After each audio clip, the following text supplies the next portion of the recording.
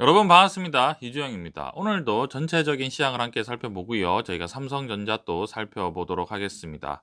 오늘 시장이 하락 마감을 했습니다. 시장은요 3,247포인트로 장을 마감을 했고요. 4포인트 정도 하락 마감을 했습니다. 간밤에 뉴욕 증시가 혼조세를 보였습니다. 다우는 하락을 하는 모습을 보였고요. 나스닥은 또 상승을 하는 모습을 보였는데요.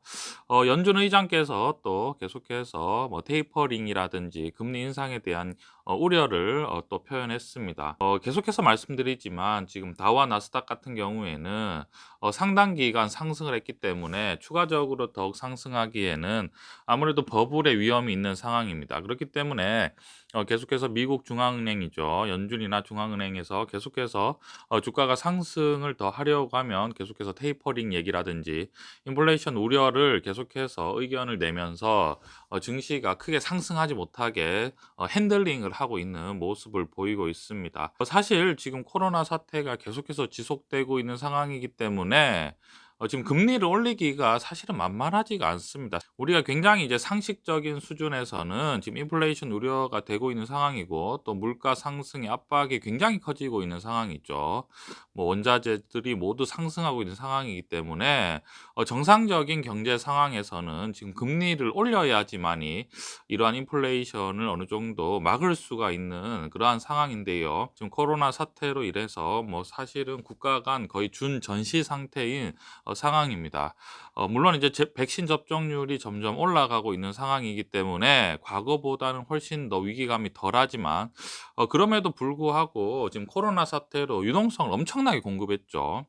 유동성을 공급한다는 것은 개인들한테는 사실은 고스란히 부채나 빚으로 돌아오게 됩니다. 억지로 유동성을 늘렸기 때문에 부채와 빚이 많은 상황이죠. 이런 상황에서 인플레이션 우려라든지 거기는 물가가 상승한다고 해서 금리를 자칫 빠르게 올려버리면 경제가 굉장히 위험한 상황이 되는 거죠.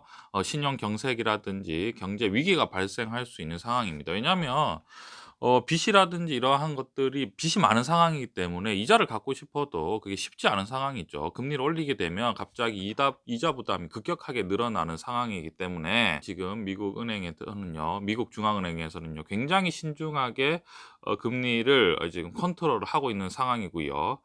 주가가 올라갈 만하면 인플레이션에 대한 얘기를 하고 또 주가가 하락을 하려고 하면 인플레이션을 인내하겠다. 이러한 발언을 계속하면서 크게 상승하지도 못하게 하고 크게 하락하지도 못하게 하면서 계속해서 시간을 끌고 있는 상황입니다. 이런 상황이기 때문에 오히려 글로벌 투자자들은 뭐 다우나 나스닥 같은 경우에는 기존에 이제 많이 상승했다. 뉴욕 증시는 많이 상승을 했기 때문에 조금 더 우리가 시선을 돌려서 분산 투자할 만한 국가가 어디 나라가 있을까라고 당연히 눈을 돌릴 수 있는 상황이죠. 그런 상황에서 뭐 사실은 일본이라든지 그리고 이제 코스피죠.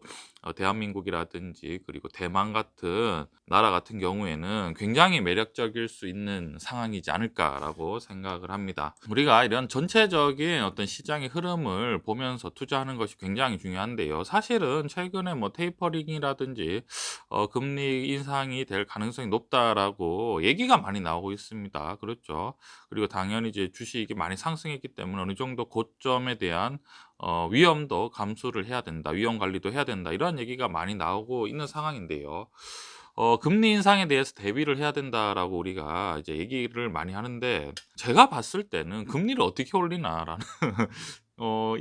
그런 생각이 있습니다. 왜냐하면 지금 금리를 올리게 되면 그 금리에 대한 이자를 과연 감당할 수 있을까? 제가 봤을 때 지금 가계부채라든지 우리나라는 그래도 양호한 편입니다. 미국이라든지 뭐 유럽 같은 경우에 과연 금리를 올렸을 때 그 이자를 어떻게 만들어서 낼 수 있을까라는 뭐 그러한 상황인 거죠. 그만큼 국가 부채가 굉장히 늘어났다라고 우리가 보면 될 것 같습니다. 그렇기 때문에 여기에서 더 추가적으로 이제 상승을 하기도 어렵고 그리고 또 추가적으로 하락도 하기 어려운 그러한 상태라는 것을 우리가 알면 좋을 것 같고요. 이러한 상황 속에서 결국은 우리가 투자를 할 때 유동성 장세긴 하죠. 유동성 장세긴 하지만 굉장히 지금 위태위태하게 흘러가고 있는 상황이죠.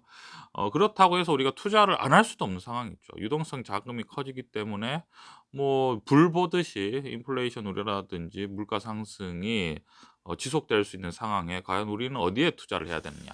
이 저금리 시대에 어디에 투자하느냐라고 했을 때 제일 우리가 위험 관리를 하는 측면에서는 상식적인 투자라는 건데요. 상식 투자라는 것이 어떤 거냐면 시가총액이죠. 한마디로 주가 대비해서 매출과 영업이익이 적절하게 나는 우리가 기업이라든지 회사에 투자하는 것이 가장 우리가 위험 관리를 하면서 투자하는 것이 아닐까라고 생각을 합니다.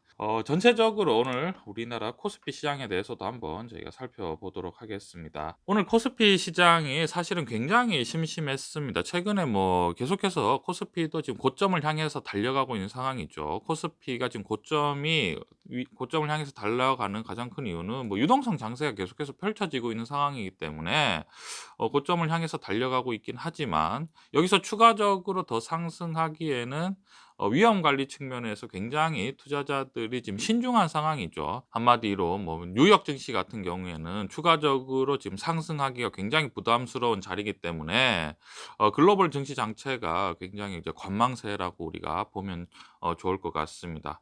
전체적으로 시장이 굉장히 심심한 장세인데요.